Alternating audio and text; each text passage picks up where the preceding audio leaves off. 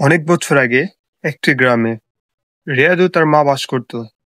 তার বাবা মারা যাওয়ার পর সেই ছিল তার মার সবকিছু। তার মাও খুব ভয় পেত তাকে নিয়ে।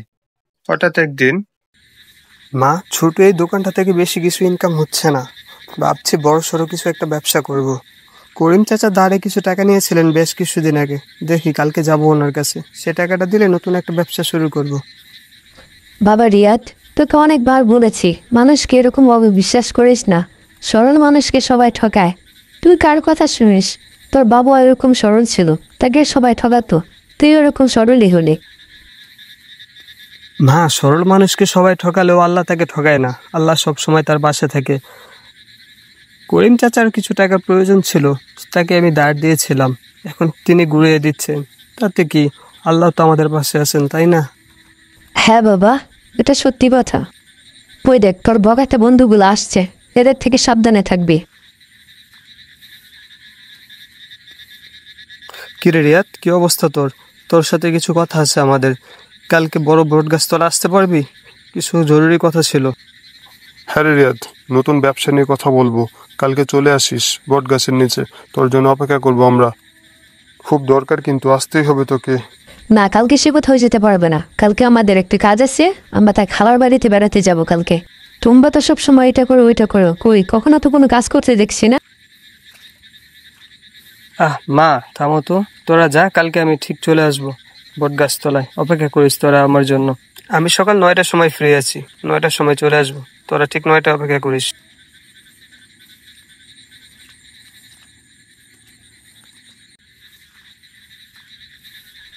বাবা রিয়াদ, তোমার বন্ধুগুলো মুঠেও ভালো না। ওদের কাছে কালকে যাওয়ার তোমার কোনো প্রয়োজন নেই।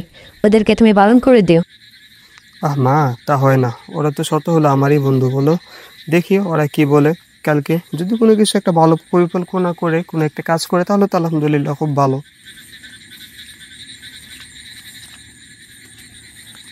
আমি যতটুকু শুনেছি রিয়াদ নতুন ব্যবসা করার জন্য কিছু টাকা জমিয়ে রেখেছে। কালকে ও আসলে ওকে আমরা ব্যবসার কথা বলে ওর টাকাগুলো আত্মসাৎ করতে হবে। হ্যাঁ, আমিও জানি ও কিছু টাকা জমিয়ে রেখেছে নতুন ব্যবসা করবে বলে। তাই কিন্তু নতুন ব্যবসার কথা বললে কেউ আমাদের হাতে টাকা দিবে? ওর মা তো আমাদেরকে একদমই পছন্দ করে না, আর ও খুব একটা সুবিধার মনে করে না আমাদের তিনজনকে। হ্যাঁ, আমরা কথার ছলে ওর বিশ্বাসটাকে অর্জন করতে হবে। তারপর আমরা টাকার কথা বলবো। আর ব্যবসার ভালো কিছু দিক ঠিক করে রাখ আগে থেকে, যা ও আসলে গুছিয়ে বলা যায়। মা, আমি যাই, কিছু মালপত্র আনা লাগবে, তার জন্য একটু শহরের দিকে যাব। তুমি চিন্তা করো না, আমার জন্য খেয়ে নিও। আমি বাইরে থেকে খেয়ে আসবো। আমি একবারে রাতে চলে আসবো, চিন্তা করো না আমার জন্য। যা বাবা, সাবধানে যাস। তোর জন্য কেন জানি আজকে আমার মনটা খুব ছটফট করছে। নিজের খেয়াল রাখিস বাবা। তুই ছাড়া কিন্তু আমার কেহ নেই। আর খারাপ সঙ্গ থেকে সবসময় দূরে থাকবি। সবসময় আল্লাহর কথা স্মরণে রাখবি বাবা। যা। ঠিক আছে মা, আমার জন্য চিন্তা করো না। আমি ঠিক সময় মতো চলে আসবো। তুমি খাওয়া দাওয়া করে নিও সময় মতো, আর ওষুধগুলাও খেয়ে নিও। রাত্রে আমার জন্য অপেক্ষা করে বসে থেকো না। যদি একটু দেরি হয় তাহলে শুয়ে থেকো।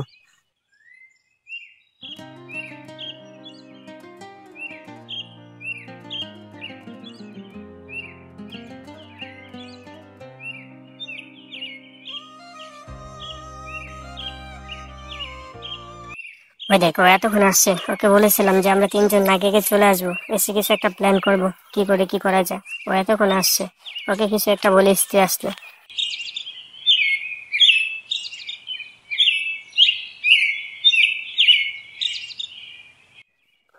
কিরে, তোকে এত আগে আসতে বললাম, তুই এত দেরি করে আসলি কেন? আরে আজকে সকালে ঘুম থেকে উঠতে দেরি হয়ে গিয়েছিল। তারপর রেডি হয়ে এখানে আস্তে আস্তে প্রায় অনেক দেরি হয়ে গেছে। ছাড় তোরা, এখনো রিয়াদ আসেনি।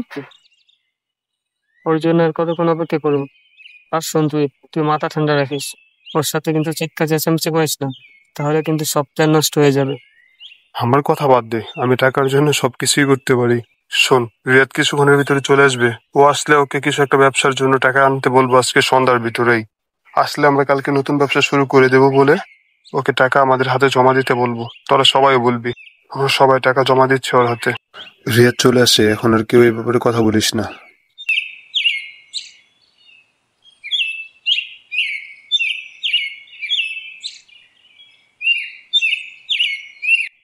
কিরে, কি অবস্থা তোদের সবার? শুনে খুব ভালো লাগলো যে নতুন ব্যবসা শুরু করছিস তোরা। তো কিছু প্ল্যান করেছিস কি ব্যবসা শুরু করবি? হ্যাঁ, তবে আমরা তিনজন না, আমরা চারজন মিলে ব্যবসা শুরু করব। তুই আছিস আমাদের সাথে, আর তোকে থাকতেই হবে, অভিজ্ঞ মানুষ বলে কথা। হ্যাঁ রে রিয়াদ, তোকে থাকতেই হবে। আমার বাবা তো টাকাই দিতে চাচ্ছিল না, যখন তোর কথা বললাম তারপর রাজি হয়েছে। বলেছে তুই থাকলে আর চিন্তা নেই, তাহলে বিশ্বাস করে টাকা দেওয়া যায়। তোকে ছাড়া তো এখন আমাদের বাবা আর বিশ্বাসই করে না। ওইসব তো ঠিক আছে, কিন্তু ব্যবসাটা কি করবে সেটা কি ঠিক করেছিস নাকি? এখন কিন্তু ব্যবসা দিলে শুধু লাভ হয় না, এখন কিন্তু চারিদিকে শুধু লস আর লস। আরে তোর সেগুলো নিয়ে চিন্তা করতে হবে না, আমরা সবকিছু ঠিকঠাক করে রেখেছি। আমরা যেটা দেবো সেটা দিলেই বিন্দাস চলবে, শুধু লাভের লাভ থাকবে, লসের কোনো সম্ভাবনাই নেই। যদি বলতে তাহলে ভালো হতো, কি ব্যবসা, কত টাকা লাগবে, কত টাকা ইনভেস্ট করা লাগবে, কোথায় করা লাগবে, সবকিছু জানলে উপকৃত হতাম। তো ঠিক আছে, তোরা যখন এত করে বলছিস, আমি সন্ধ্যার সময় টাকা নিয়ে আসবো, তখন সব খুলে বলিস। আর হ্যাঁ, তোরা তো জানিসই আমার বাবা নেই, আমার এগুলো খুব কষ্টের টাকা, আমার মা ছাড়া আর কেউ নেই। তারপর রিয়াদ আস্তে আস্তে চলে যায় তাদের কাছ থেকে, তার কাজে দূরে। সে কে আর জানতো তাদের পরিকল্পনা বা তাদের প্ল্যান ছিল কতটা ভয়াবহ। তারপর সে এশার নামাজ শেষ করে বাড়ি যাওয়ার পথে ইমাম সাহেব তাকে আটকান এবং জিজ্ঞাসা করেন,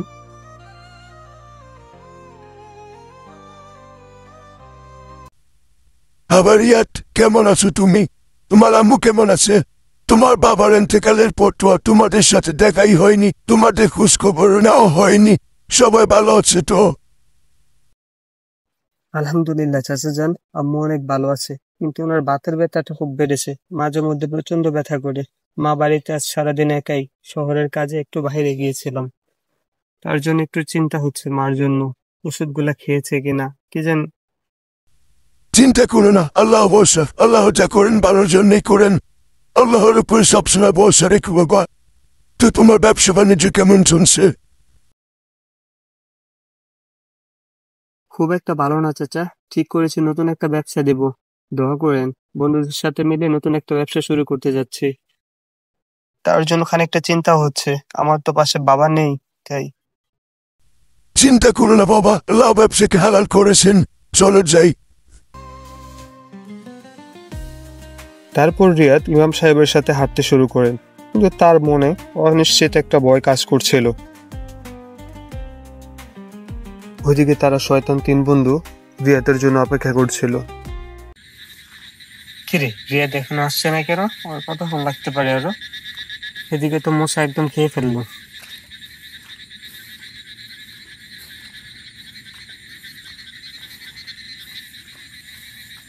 আসবে আসবে, ও যখন কথা দিয়েছে তখন ও কথার খেলাপ করবে না, সলিড মানুষ আছে।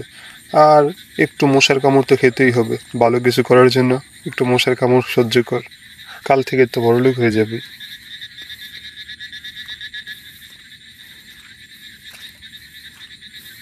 আমি দুঃখিত বন্ধু, অনেকক্ষণ অপেক্ষা করালাম তোদেরকে। এখন একটু খুলে বলতো, আসলে ব্যবসাটা কি ঠিক করেছিস? আর কত টাকা লাগবে চারজনের? কারণ আমার সব কি আবার মাকে বলতে হবে? জানিসই তো পৃথিবীতে মা ছাড়া আমার আর কেউ নেই।